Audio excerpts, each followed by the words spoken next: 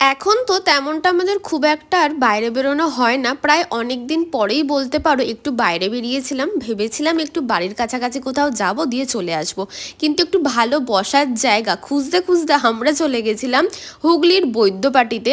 আর যে ধাবাটাতে আমরা গেছিলাম তার নাম হচ্ছে হাইওয়ে ধাবা। তোমরা যারা গেছো তারা জানবে।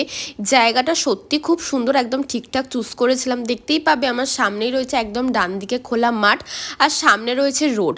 আর এই জায়গাটা বেসিক্যালি আমার ভালো লেগেছে, খুব সুন্দরভাবে সাজানো গোছানো, সিটিং প্যাসেজ প্রচুর রয়েছে ডিফারেন্ট ডিফারেন্ট টাইপের। আমরা একটু উঁচু একটা জায়গায় বসেছিলাম, আর ডান দিকে যেহেতু পুরো খোলা মাঠ না, সুন্দর হাওয়া আসছিল।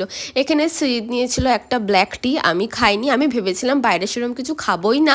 বাট তারপর শ্রীদ বললে এসেছি শুধু মুখে কি আর বসে থাকা যায়, একটু গল্প করতে করতে, তাই জন্য এখানে আমরা নিয়েছিলাম ক্রিস্পি চিকেন।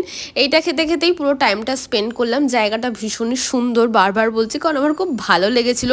কারণ এই গরমে এরকম একটুখানি জায়গায় গিয়ে একটুখানি রিল্যাক্স করে একটু আড্ডা মারার জিনিসটাই অন্যরকম। আর পুরো ধাবাটাই দেখো বেশ সুন্দর লাইট দিয়ে সাজানো, আর বসারও জায়গা দেখেছো ডিফারেন্ট ডিফারেন্ট টাইপের। আমরা বেশ পুরো ধাবাটাই একটুখানি ঘুরে ঘুরে বসে বসে একটু ফটো তুলছিলাম। এই করতে করতে প্রায় ওখানে আমরা 1 থেকে 1.5 ঘন্টা খেতে খেতে বসে ফটো তুলে ভালোভাবে টাইম স্পেন্ড করলাম। দেন বেরিয়ে গেছিলাম, ভেবেছিলাম একটু হাওয়া খেতে খেতে গান শুনতে শুনতে বাড়ি ফিরবো। বাট সেটা তো প্রথম দিকে একদমই ছিল না, কিন্তু তারপরে দেখি যে না, একটু একটু ঝড় উঠেছে।